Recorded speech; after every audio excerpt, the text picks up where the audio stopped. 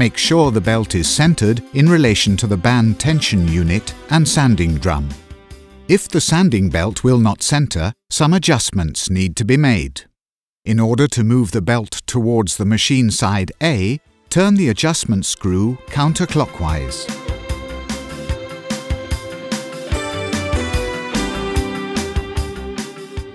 In order to move the belt towards the machine side B, turn the adjustment screw clockwise. If the sanding belt is still not centered, then do the following.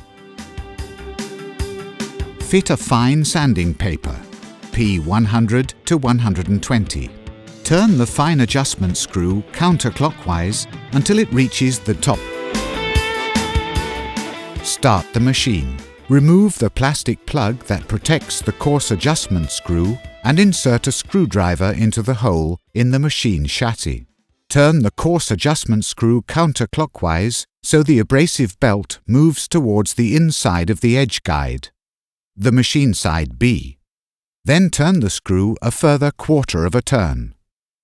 Use the fine adjustment screw as described above to adjust the sanding belt so that it only lightly touches against the guide edge, the machine side A.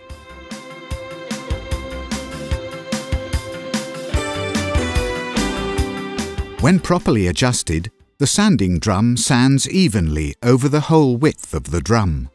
Check whether the entire drum is in contact with the floor. If not, do as follows. Loosen the locking nut on the threaded rod. Turn the domed nut clockwise so that the drum sands more on side A. Turn the domed nut counterclockwise so that the drum sands more on side B. Fix the new level by tightening the locking nut.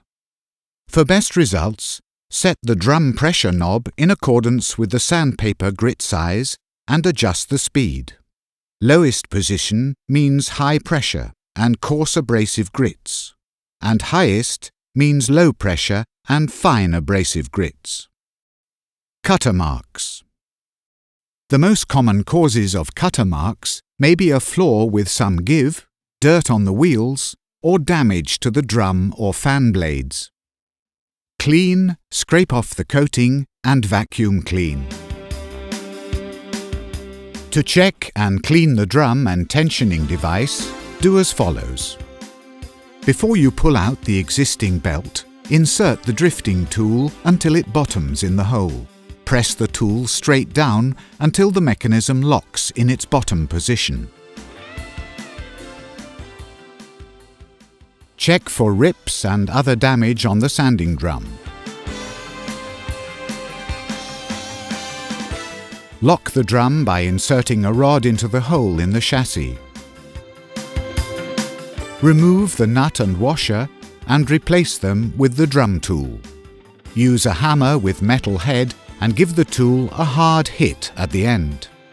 The drum should now come loose. If not, hit it again, hard. Loosen the 3 bolts and lift, lower and pull out the tensioning device. Clean the drum and check for damage or wear.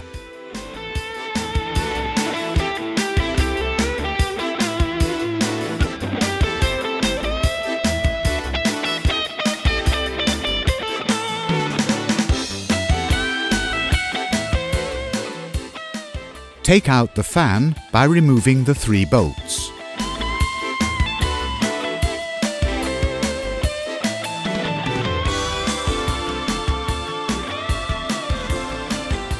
Thoroughly check that there is no damage to the fan blades.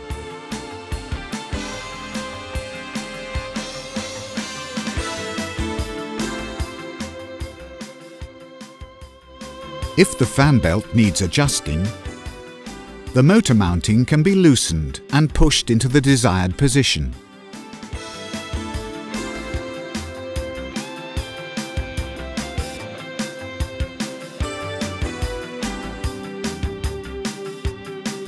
Fix the new position by screwing the motor mounting firmly into place.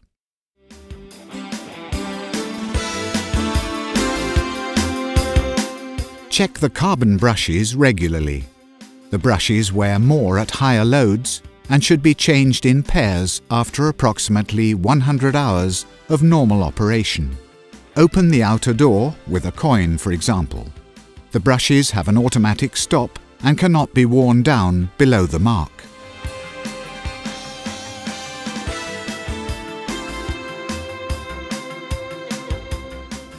Remove the 4 belt cover screws.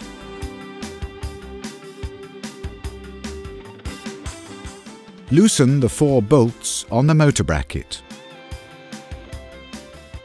Lift the motor from the motor bracket and sanding arm.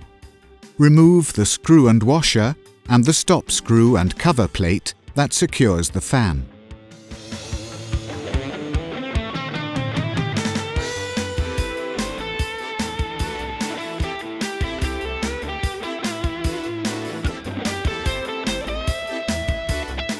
Fit the new drive belt on the small pulley. The pulley, fan, along with the cover plate, are pushed onto the motor shaft. Ensure that the cover plate is loose and tighten the screw. Fit the belt onto the large pulley. Press the pulleys back onto the motor bracket. Check that the belt and fan run freely by rotating them. Mount the screws in reverse order. Tighten the belt. Keep it tight while you tighten the bolts.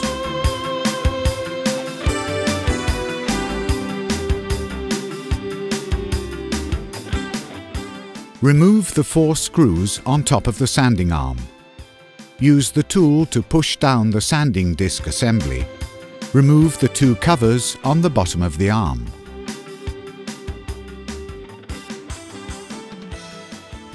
Change the belt and place the new one first on the big pulley, then on the smaller. Before you place the disc assembly in position, align it by letting the tool guide the holes so that they match each other. Then slip the disc assembly in place. Check that the disc moves freely. Fine align the holes. Put the screws back in place and tighten.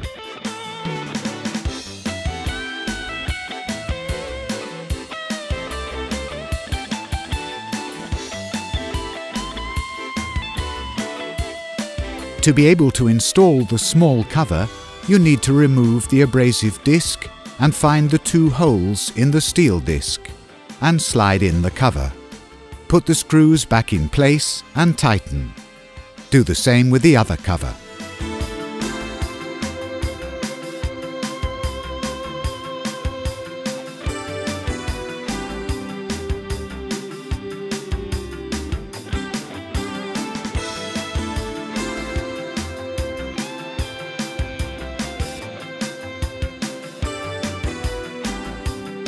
Bona, bringing out the best in wooden floors.